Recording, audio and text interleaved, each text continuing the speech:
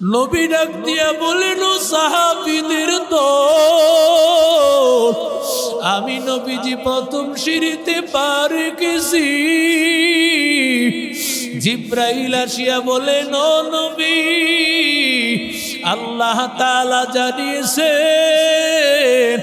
যেই বান্দার উপর আপনি নবীর নাম নেওয়া হলো, যেই বান্দার সামনে আপনি নবীর নাম উচ্চারিত হয়েছে, মুহাম্মদ নামটা শুনেছে, কিন্তু সাল্লাল্লাহু আলাইহি ওয়াসাল্লাম বলে নাই ওই বান্দা ধ্বংস হয়ে যাক। নবীর নাম শুনে দুরূদ পড়ে নাই, নবীর নাম শুনে দুরূদ পড়ে নাই, ওই বান্দা যেন ধ্বংস হয়ে যায়।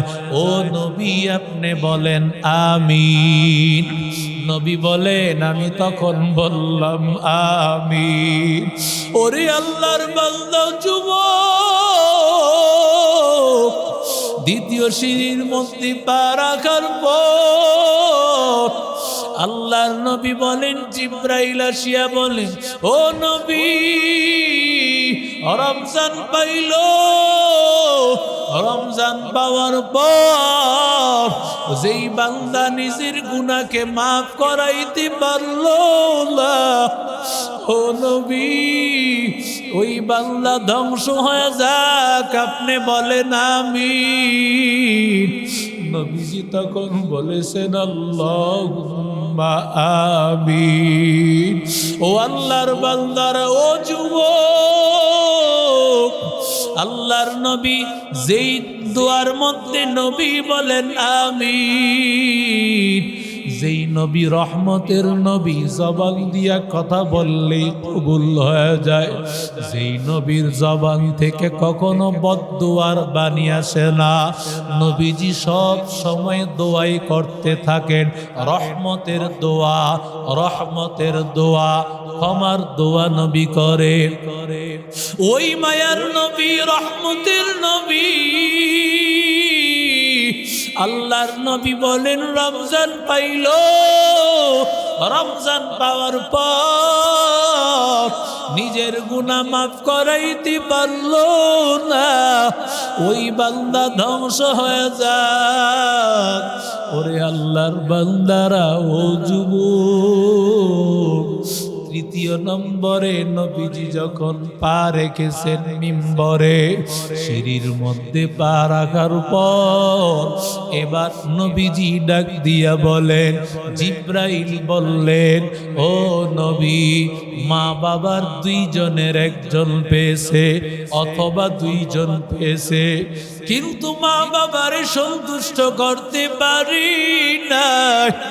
মা বাবার মনে আঘাত দিয়েছে, মা বাবার দিলে কষ্ট দিয়েছে, মা বাবার মনে আঘাত দিয়েছে। ও নবী, আপনি বলেন আমিন।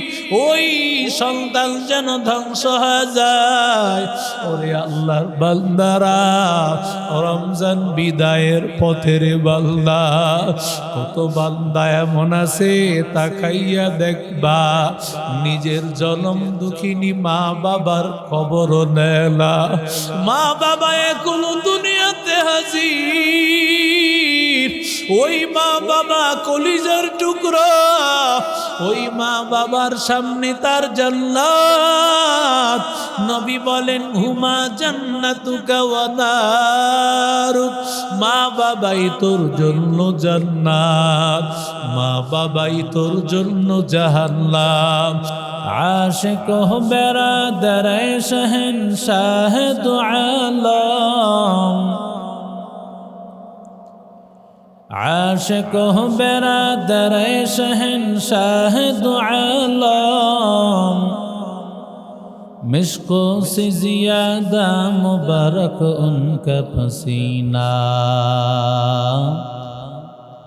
मिश्कों से ज़्यादा मुबारक उनका पसीना।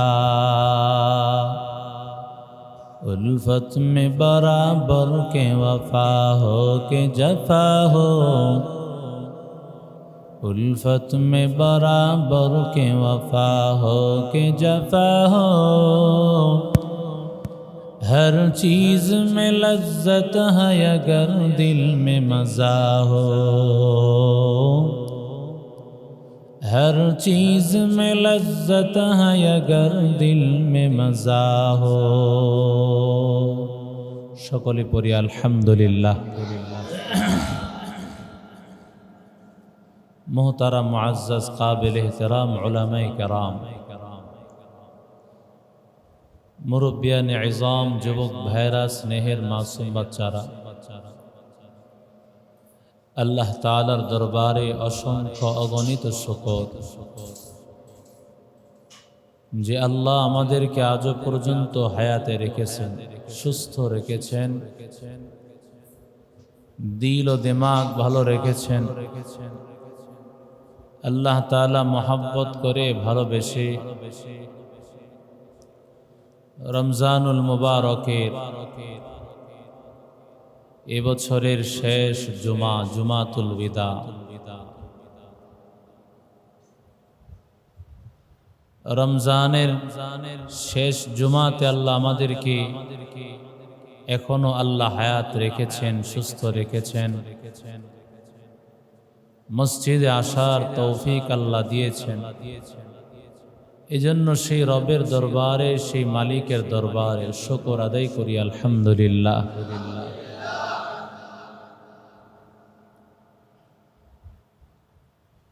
রমজানুল মুবারকের সময়টা ছিল 1 মাস সময়, আর মাত্র হয়তো 2 দিন অথবা 3 দিন সময় বাকি আছে। রমজান আমাদের কাছ থেকে বিদায় হয়ে গেল। রমজান আসলে বিদায় হওয়ার জন্যই এসেছে, খুব তাড়াতাড়ি যাওয়ার জন্যই রমজান চলে এসেছে। আল্লাহ এই জন্যই বলেছেন আইয়ামাম মা'দুদাত, সামান্য কয়েকদিন। রোজাদারের জন্য মনে হচ্ছে সামান্য কয়েকদিন, দেখতে দেখতেই বিদায় হয়ে গেল। আল্লাহ তাআলাই বলতেছেন সামান্য কয়েকদিন।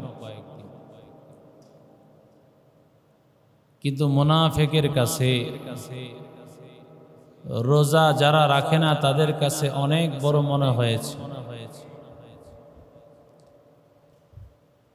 এজন্য রোজা রাখার তৌফিক তাদের হয় নাই, রোজা রাখার সুযোগ তাদের হয় নাই। মুমিন বান্দার কাছে মনে হয়েছে রোজা আসলো আর রোজা চলে গেল। দেখতে দেখতে রমজানের 27 রমজান বিদায় হয়ে গেল, আর মাত্র 2 দিন অথবা 3 দিন।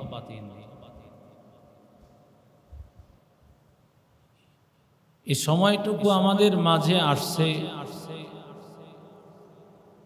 হিসাব নিকাশের পালা এখন শুরু হয়ে গেছে। রমজানের 1 মাস রোজা রাখা অনেক কঠিন,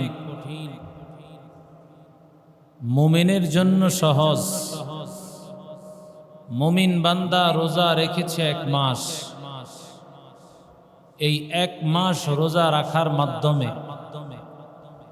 দুনিয়াবি ফায়দাও হাসিল হয়েছে, আখিরাতের ফায়দাও হাসিল। দুনিয়ার সবচেয়ে বড় ফায়দা হলো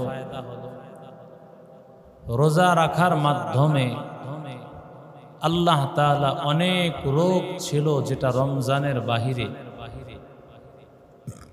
রমজান আসার সাথে সাথে সমস্ত রোগগুলো আল্লাহ নিয়ন্ত্রণ করে দিয়েছে। সুবহানাল্লাহ। এটা রমজানের একটা বরকত।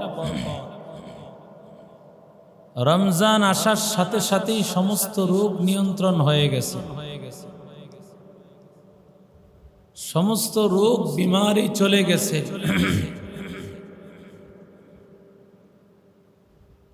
প্রেসার যাদের হাই ছিল রমজান মাসে নাই, রমজান মাসে প্রেসার কন্ট্রোল। ডায়াবেটিস যাদের ছিল অনেক বেশি, রমজান মাসে ডায়াবেটিস কন্ট্রোল হয়ে গেল। রমজান ছাড়া অনেক রোগ নিয়ে সে বেড়াচ্ছে, অনেক ঔষধ তার সেবন করতে হয়। রমজানে দেখা যায় অনেক সময় ঔষধও খাওয়ার প্রয়োজন হয় না। আল্লাহ তাআলা রোগ এমনিতেই তার নিয়ন্ত্রণ হয়। সুবহানাল্লাহ। তাহলে যেই বান্দারা রোজা রাখলো, শারীরিকভাবেও তারা ফায়দা পেয়ে গেল, রোগ নিয়ন্ত্রণ হয়ে গেল, অসুস্থতা দূর হয়ে গেল, ডাক্তারি ফর্মুলা অনুযায়ী এ রমজানটা তাদের দুনিয়ার ফায়দা অর্জন হয়ে গেল, আর আখেরাতের ফায়দা তো আছেই। আল্লাহ তাআলা রমজানের প্রতিদান আল্লাহ নিজের হাতে বান্দাকে দান করবেন।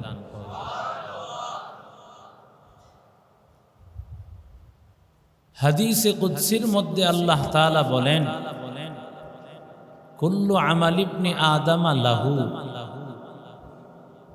বনি আদম যত আমল করবে সমস্ত আমলগুলো সে তার নিজের জন্য করবে।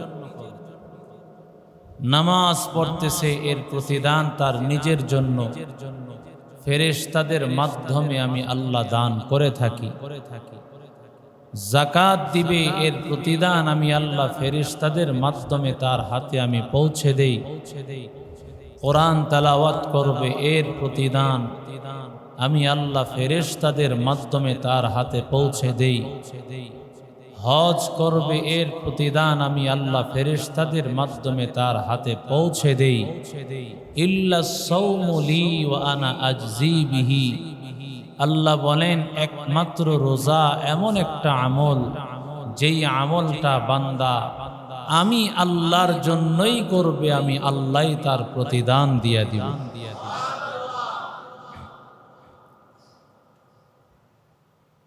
এমপি সাহেব, মন্ত্রী সাহেব,